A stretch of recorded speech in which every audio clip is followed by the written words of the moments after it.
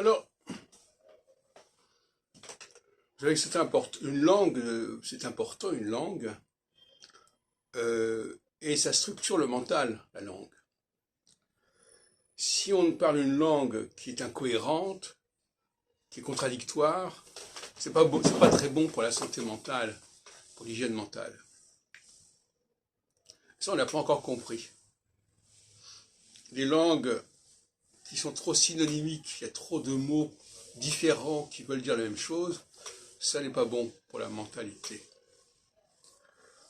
Il faut corriger cela. L'anglais est une langue trop synonymique, par exemple.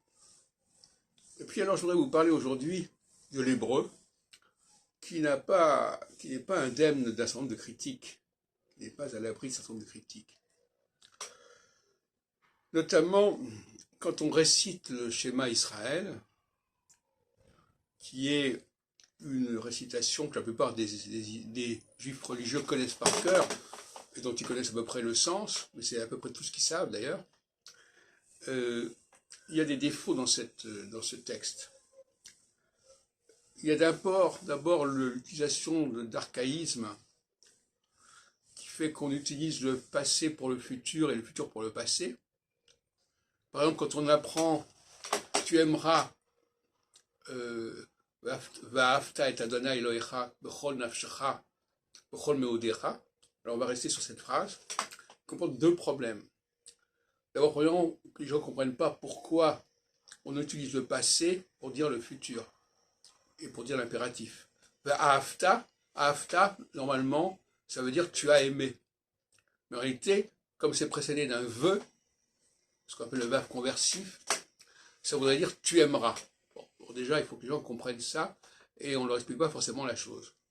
Et deuxièmement, bechol levafra, la formule de ce type est masculine, mais en réalité elle est féminine. Parce qu'en hébreu, normalement, la forme en A est féminine. Gadol, gedola, féminin.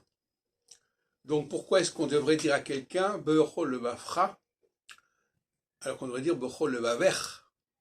Mais le vaver est réservé aux femmes. Tout comme at est réservé aux femmes, alors que ata est pour les hommes.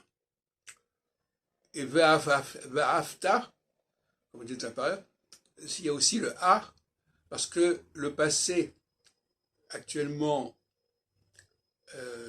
en hébreu, est au féminin. Parce que dans tous les cas, c'est le fameux pronom personnel, ata, qui va impacter et l'imparfait et le pronom possessif.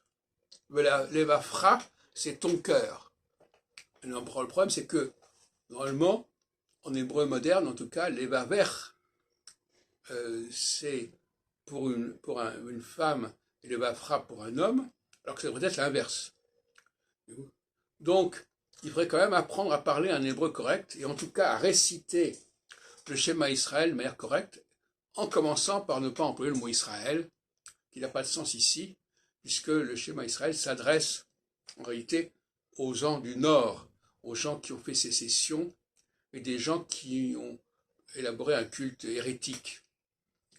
Donc, rien que cette formule du schéma Israël comporte tout un ensemble de facteurs qui sont toxiques.